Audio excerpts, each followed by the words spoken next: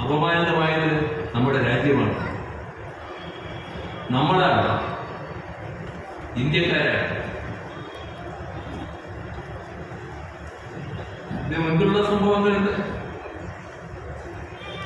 ഇസ്രയേലിനെ ന്യായീകരിച്ച സംഭവം ഇപ്പോ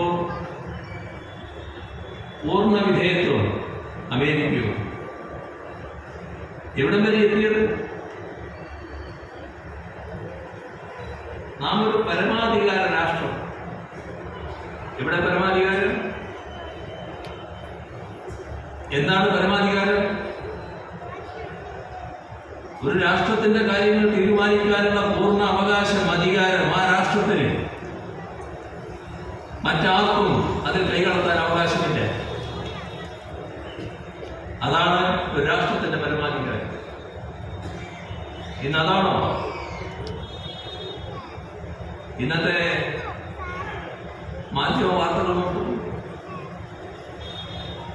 അമേരിക്ക ദയാപൂർവം ഇന്ത്യക്ക് അനുമതി നൽകിയിരിക്കുന്നു.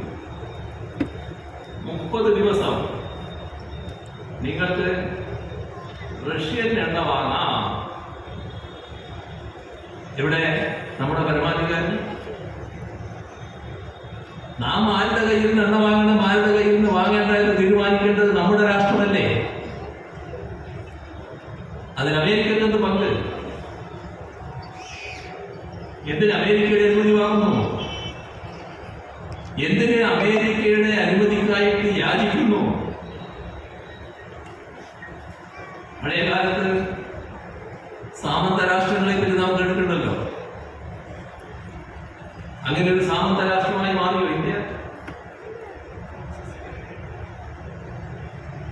നമ്മുടെ രാഷ്ട്രത്തിന്റെ പരമാധികാരം എന്തിന് കളഞ്ഞു കുടിച്ചു?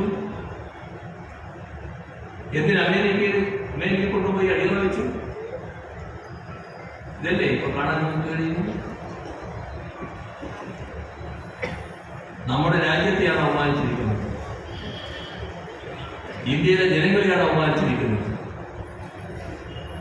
നമ്മുടെ സാമ്രാജ്യത്വ വിരുദ്ധ പാരമ്പര്യത്തെയാണ് അപഹരിച്ചിരിക്കുന്നത്. ഈ കാര്യത്തിൽ എല്ലാ ദേശാഭിമാനികളും നമ്മുടെ രാജ്യത്തിന്റെ പരമാധികാരം നിലനിർത്തണമെന്ന് ആഗ്രഹിക്കുന്ന മുഴുവൻ ആളുകളും ശക്തികളും